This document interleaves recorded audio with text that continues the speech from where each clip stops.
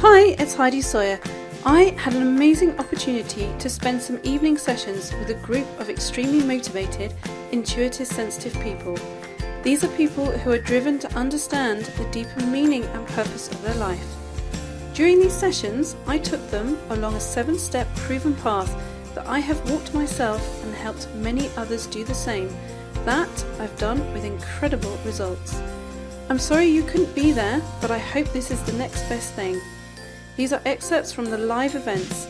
Here they are, enjoy, and I hope more importantly that you do something with them for your life moving forward. Thank you for listening.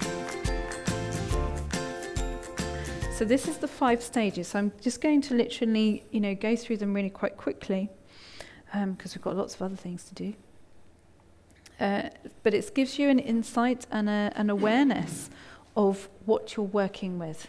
Okay, in order to rebuild your vase, but also choosing your glass.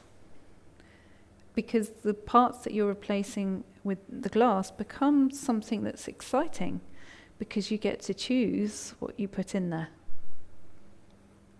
Okay. So the first part to mind management is resistance. Okay.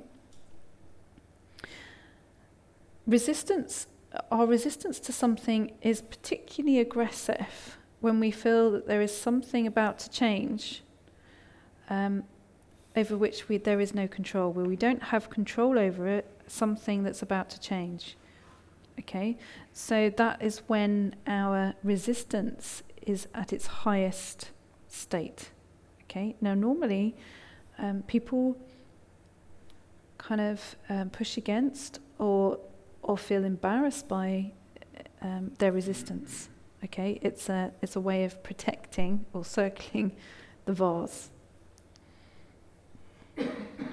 Bringing something to our conscious awareness is associated with pain. Okay, so when there's a resistance because we think, well, if I bring this to my conscious awareness, it's somehow going to be painful. So best to avoid it and push it to one side, resist it.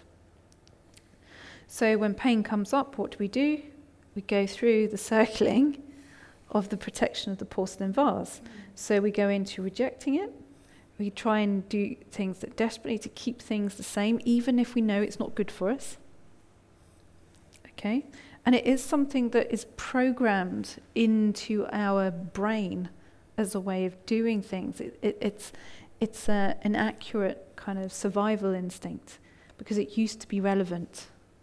Okay, it used to be relevant when we didn't have everything, our basic needs attended to. Now we have that in society.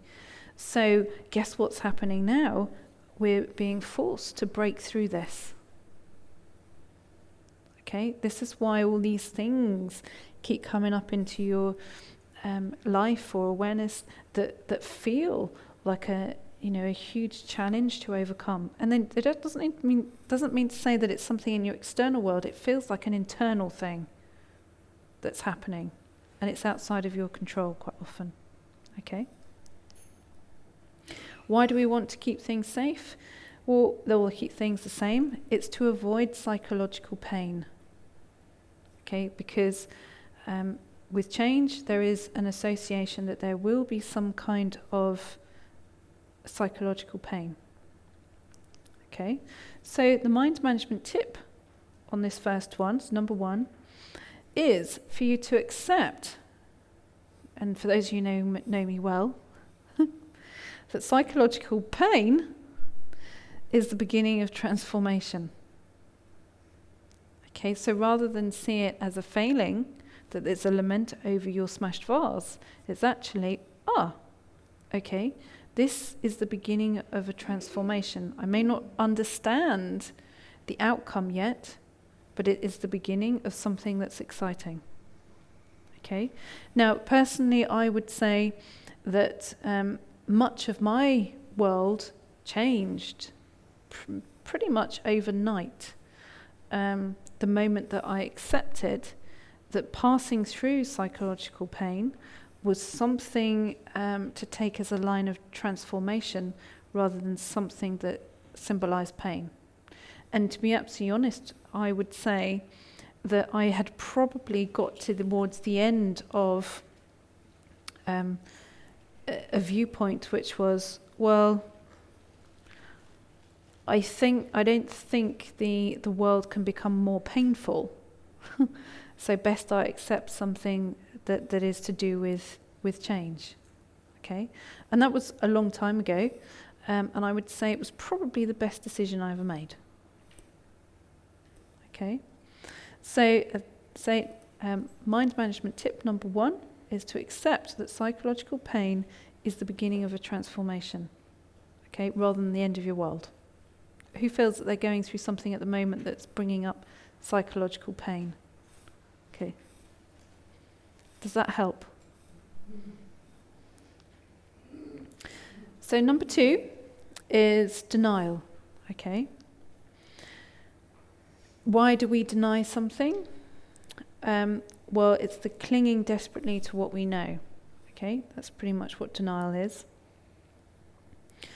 And in order for something to change, we have to first acknowledge it. Okay, we have to acknowledge that that there is something there before it can change.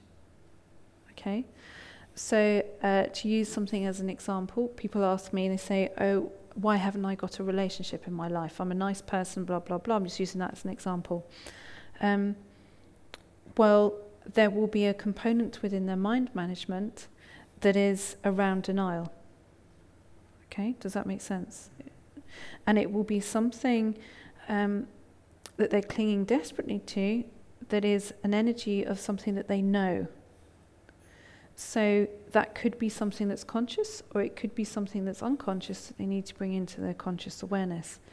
And it may well be that their view of love or the instruction in their psyche is that love is being alone. So in order to change that, you have to then become aware that you have something imprinted in there that says that love means being alone, so that you are loved because you're alone. Does that make sense? I'm not saying, I'm just using that as an example.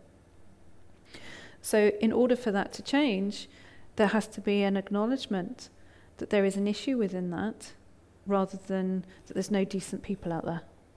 I hear all the time women say to me, "There's no decent men." And I hear men saying to me, "There's no decent women." I say, "Hello, I think you need to meet."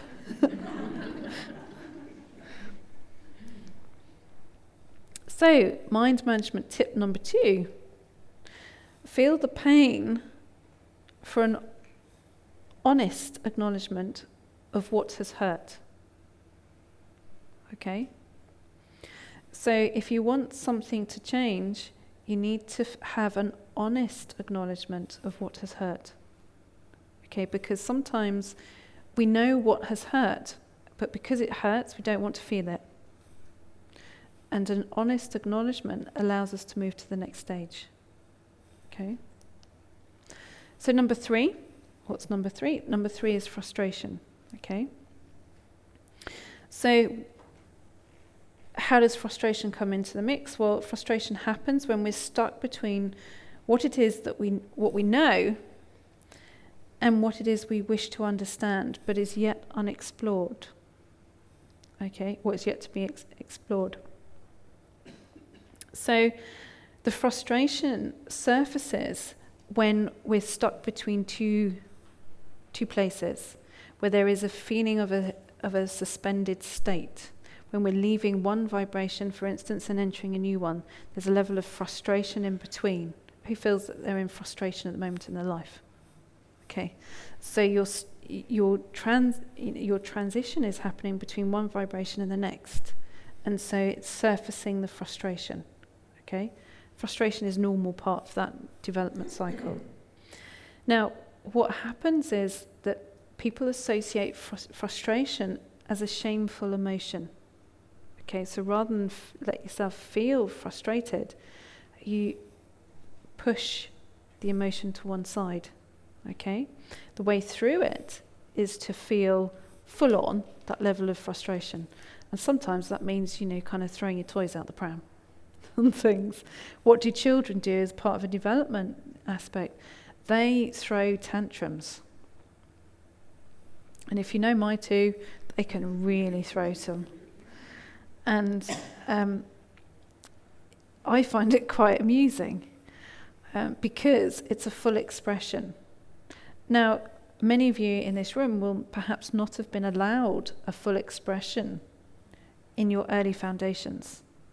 That it was contained, it was shut down, it wasn't something that you were allowed, even though it's part of a normal part of your development.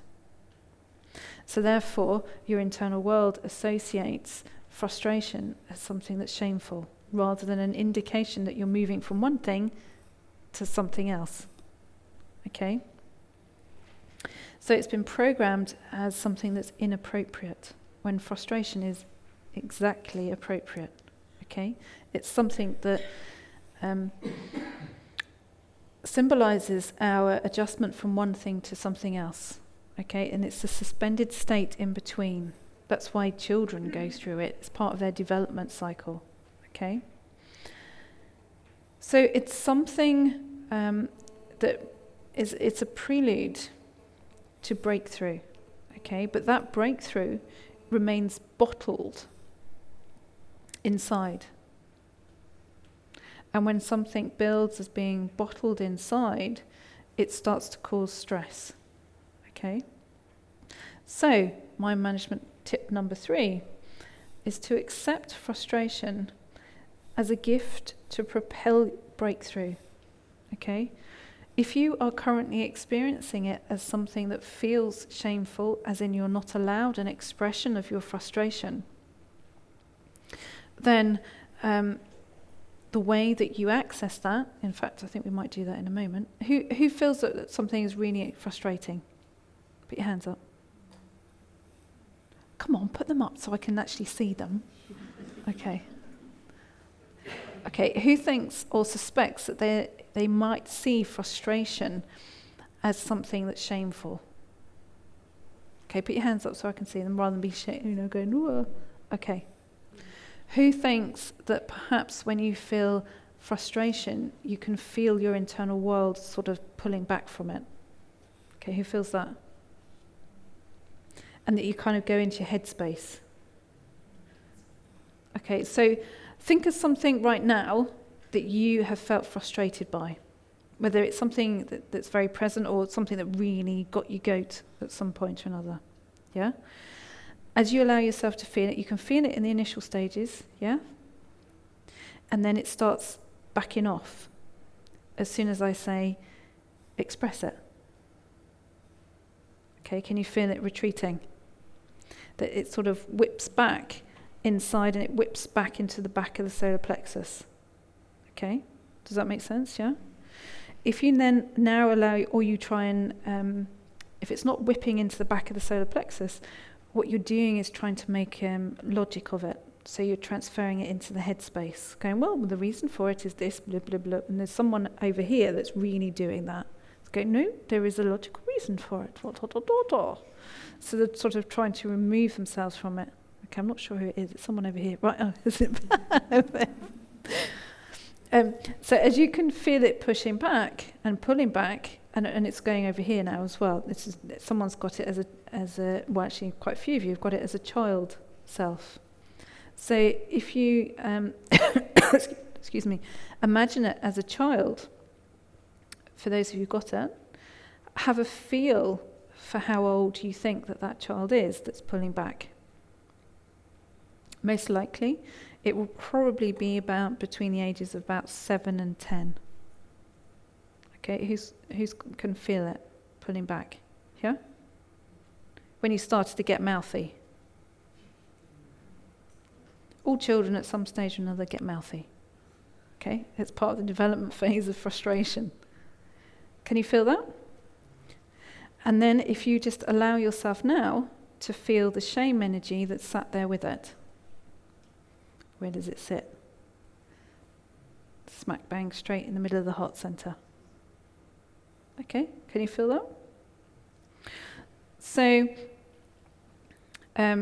often, as an example, the connection or the interest in angel vibrations and things like that comes up when we're moving through this frequency, okay, of accepting that that frustration is normal, that it's not something to be ashamed of, and that you're not pulling back. But you can feel it. There's more than half the room. I can feel it. Your solar plexus has run off. Okay, it's run literally to the back. It's hiding almost in the spine. Some of you start getting backache any minute. Who's got backache in the middle back? Yeah. Oh, so I saw a hot water bottle a second ago. Oh, there we go. All right. So the tip within this is, as you feel that shame and you feel that pulling back, is to go in after it and encourage it forward and say, come on, you don't have to hide. You don't have to fix it, but you don't have to let it hide. You don't have to let it pull back and distance itself from you. That it starts to feel comfortable with coming forward. That it doesn't feel that it's going to be punished for coming forward. Okay? Which will be why you've got some of the components to do with confrontation. Okay? Does that make sense? So, rather than it push back, allow it to feel encouraged that it's okay for it to come forward. As soon as it's allowed to come forward, where it's not a shameful energy, you will start to move frustration quickly. Okay? Number 4 is rejection. Okay? So for you, the fear of rejection it's what it really is. It's the fear of humiliation. Okay? Rejection to you is humiliation. So absolutely, as part of the mind management journey, is that you will avoid often rejection at all costs. Okay? Because it's about facing this ultimate energy that you don't want to face, you don't want to go into, and any possibility of humiliation. Okay? Now, why is this such a strong energy? The reason for it is that guilt and shame, they are normal survival instincts. Okay, it ensures the survival of the tribe.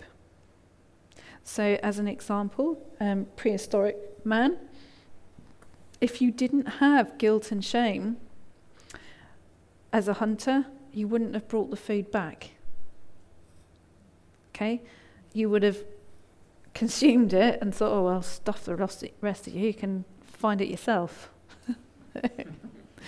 It's a survival instinct to have the experience of guilt and shame. If you particularly, and some of you will do, come from, and I think I mentioned this in the last session, if some of you come from a narcissistic foundation, as in your background has perhaps a parent who has narcissistic traits, which is they put their needs over and above yours, it will mean that you will have an extra helping of guilt and shame, because that was used as a tool to make you compliant. Okay, does that make sense? And sometimes that can pass through generations, that sort of lineage of behaviour, because it's a learned survival instinct in certain setups. For you, as an intuitive sensitive, you haven't accepted that, so you accepted yourself, perhaps, as full of guilt and shame. Okay, so the fear and the control mechanism used was the fear of humiliation. So if you didn't do as you were told, you were humiliated. Okay, who felt that perhaps that was their reality? Yeah, quite a few of you. So this is the reason, people always wonder why someone is passive when they're faced with extreme aggression. It's because it's a survival instinct to remain passive when you are faced with extreme danger.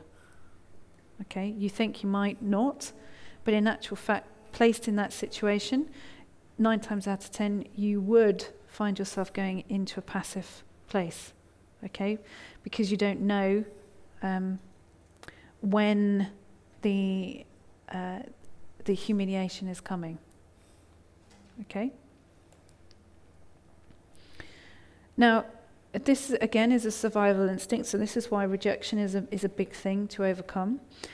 Is that you, excuse me, have to be sure that if you are in the pack environment, and the leader environment, you have to be sure you can overpower the pack leader, okay, before you take them on. Because if you take them on and you don't defeat them, so to speak, you are humiliated and removed from the group. So it's you're pushed out, okay.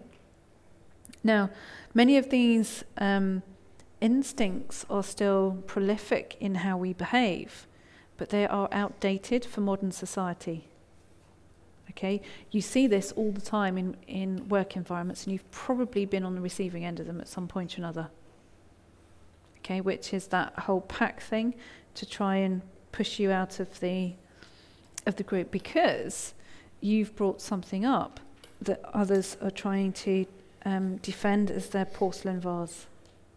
Okay, when you're not trying to be aggro, you're just trying to be helpful for something to change and move forward.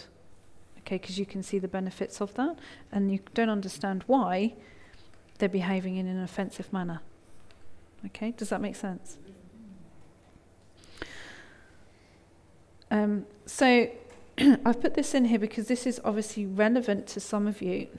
So for some of you as the child self, what happens is the child, in terms of confrontation of the pack leader, is obviously the pack leader when you're a child are your parents, as in one or the other parent.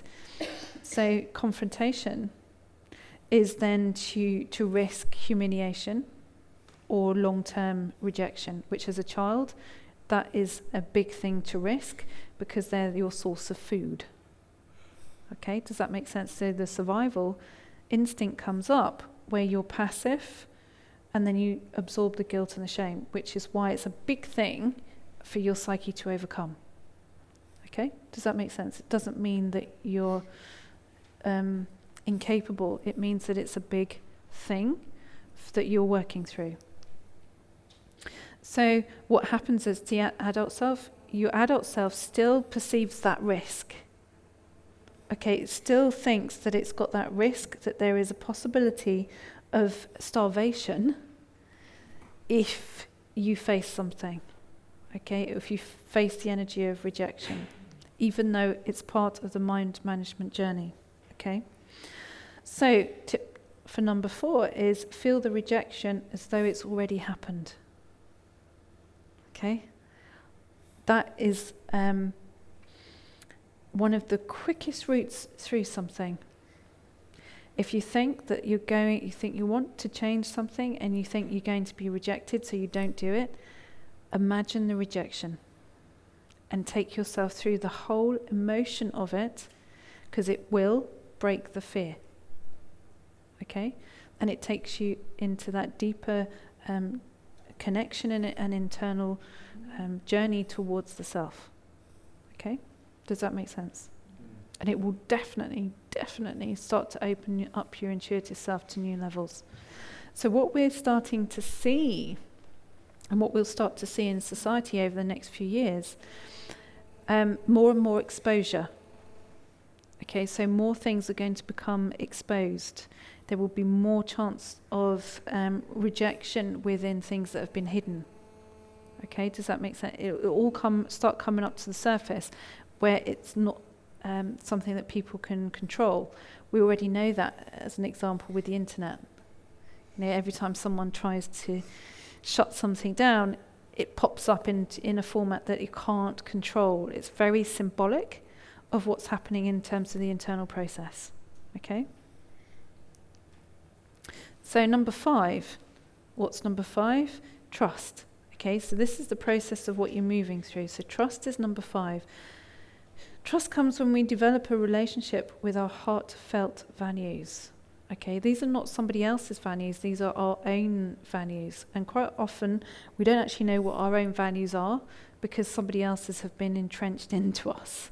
Okay, so as an example, if you think about, when this happens to lots of people, if you think about maybe some of the career options that you utilised, were they your options?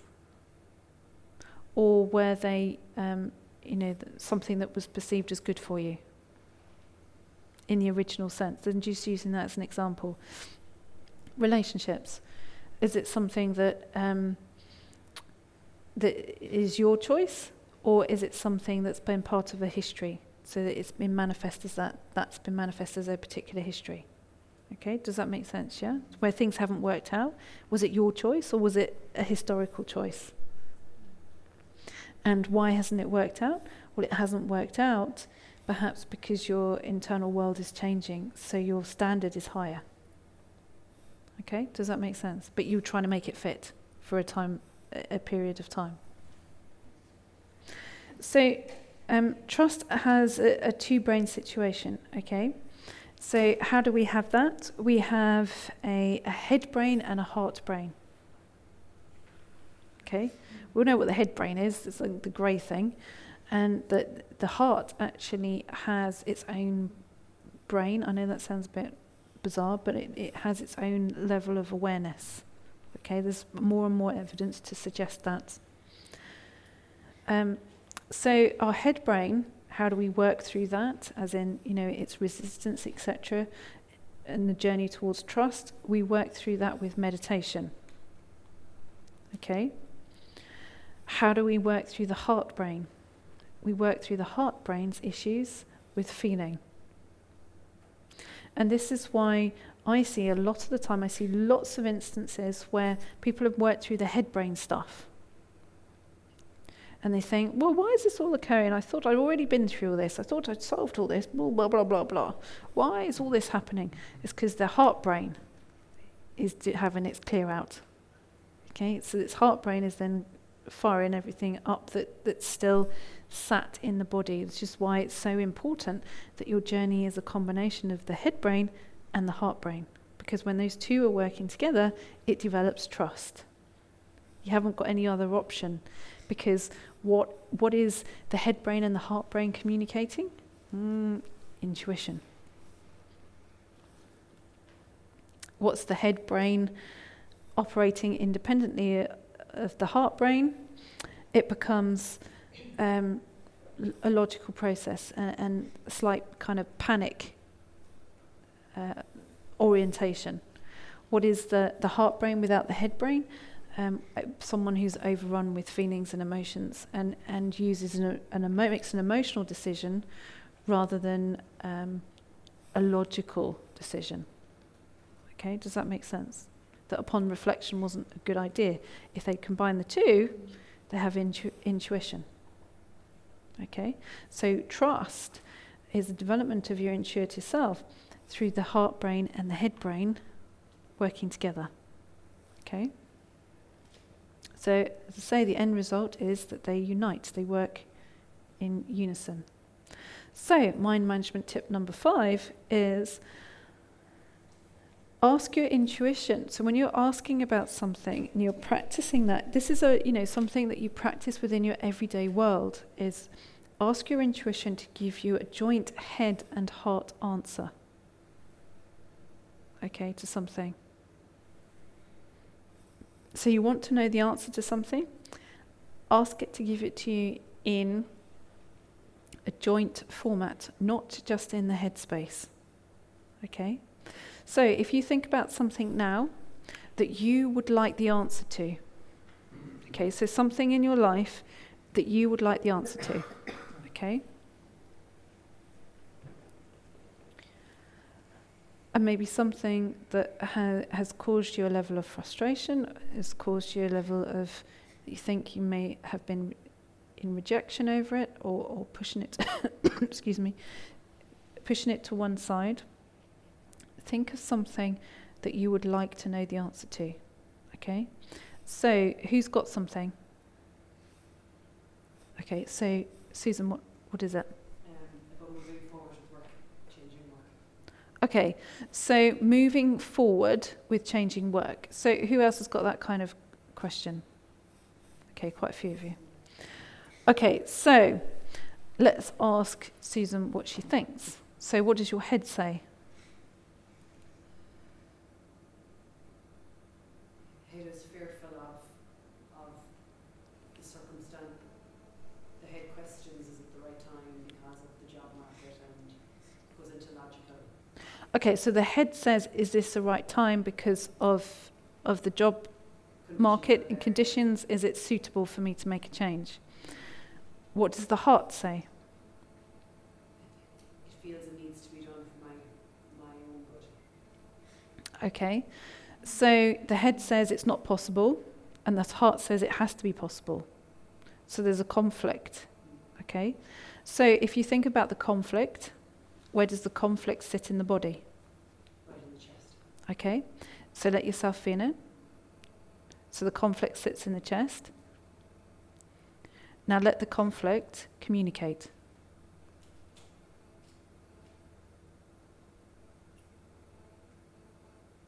It's the fear. Okay, so if the conflict is communicating, you would then have the communication between the head and the heart. Okay, but you won't let the communication happen. And the reason why Susan won't let the communication happen is because this feels to me that it's very much to do with conditioning. So it is going into the rejection from the tribe, the pack, which is, it feels to me that it's, if you were to go with making a change, it would be a change that's disapproved of by your family unit. They would try and talk you out of it. And what it feels to me is that your system thinks it's too tired to go through another argument, another justification for your, this sounds really extreme, but another justification for your existence. Does that make sense? To feel valued in the physical world. What else do I have to go through in order to feel valued in this physical world? That's the frustration. So it's communicating its frustration. Okay? Does that make sense? So if you feel that, and if you feel that as a head and a heart communication, what does it say?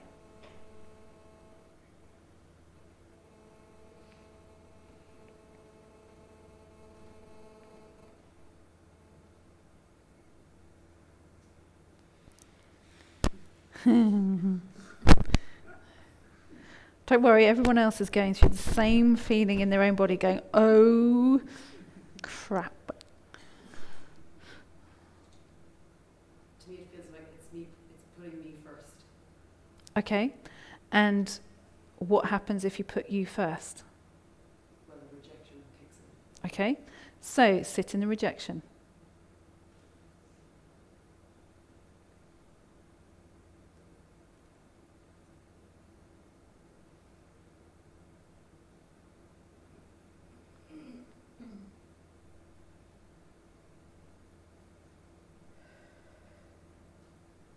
The rejection, your system's rejection says, I'm used to this, I'm used to rejection, I feel rejection every single day.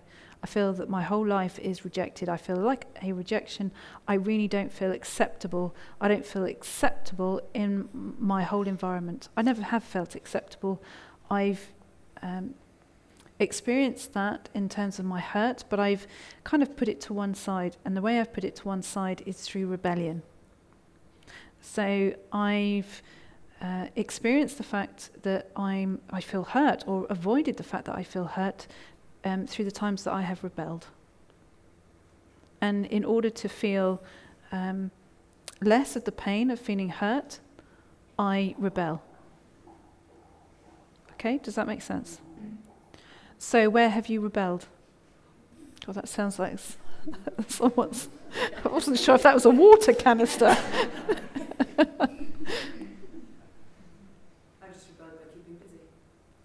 Okay. Okay, so rebelled by keeping busy. Who else has done that? If you're honest. Okay, so let yourself feel that, and behind that, tucked behind that, is the shame. Okay, as you allow yourself to feel this, you can start to feel the head and the heart connecting. Okay, can you feel in your body it started to change? The energy started to change, it's not separated. Okay, let yourself feel it. It's starting to connect, it's starting to filter down from your head space, and it's starting to filter up from your body space. Okay, have you had back things going on? Yeah.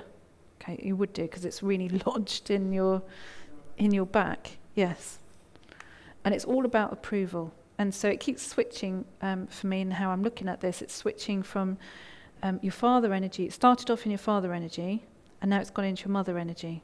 It's sort of, will I be loved? If I'm myself, will I be loved? I can't be sure of that, so I don't encourage it. And now it's going into it, sort of feeling slightly shaky. Can you feel that in your body? And it's going through to your hands. Do you get numbness in your hands? Mm-hmm. Yeah. Okay, they really lock up, don't they? Do they go cold? I can wake up in the middle of the night and my whole hand can be numb. Okay, so your whole hand will be numb. This is what's going on. And has it been happening more recently? Not so much this year, last year. Right, okay, this is what it's trying to say. It's trying to talk to you. It's saying, you know, I need to talk to you. And it's more in your left hand. Mm-hmm. Okay.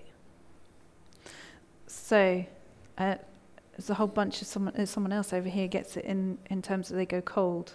They get cold. Who gets cold? Over here. Right. Okay. Yeah, it's cold.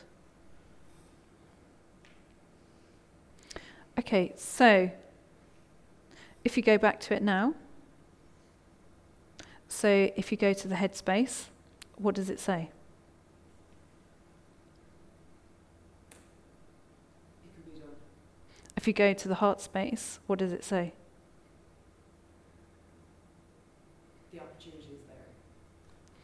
So now does it feel safe? Feels safer.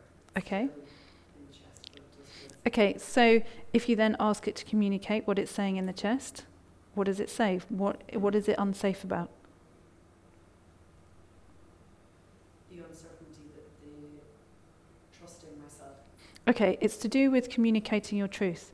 Right, this is something that I'm going to get you all to do before I take you through a process. Right, so what I want you to do is turn around to the person next to you, and no one's going to the loo or anything like that. You sit on it, right? There's no escaping. And there's no, I can't pretend I'm busy. What you're going to do is say to the person next to you, and if it feels right that it goes into threes, absolutely, great. Or if that, that's how it pans out and how it should be, then that's how it should be. What I want you to do is, and I will tell you when to stop, okay, is you are going to communicate to the person next to you your truth. And not from your head space, not from your heart space, just what feels like it wants to come forth from the combined efforts of the two, which feels more of an intuition.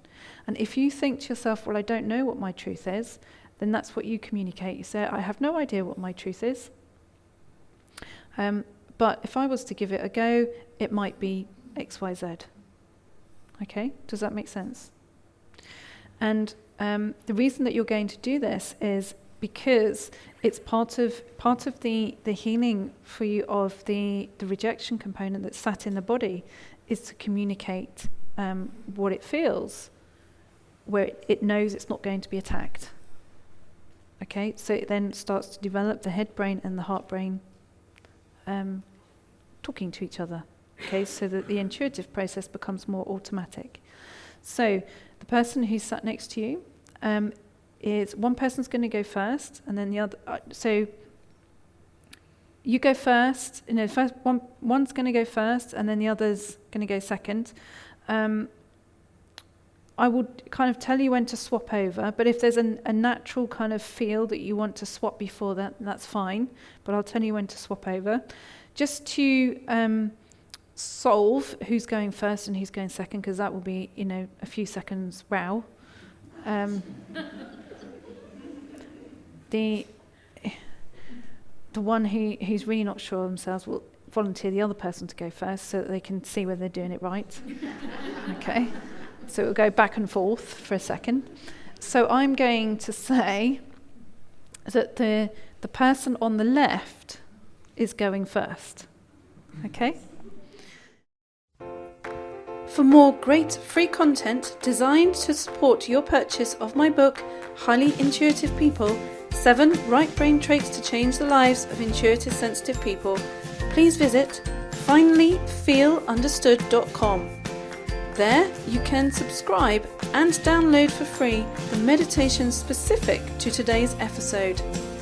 If you have already read the book, then it's time for you to receive exclusive access and support from me and your fellow intuitive sensitives as we go deeper together along this proven 7-step path by joining us in my monthly membership program called Heidi's Circle. There you can ask me anything in a safe and private environment, and I will answer you live. Join us today by visiting healmyinnerworld.com.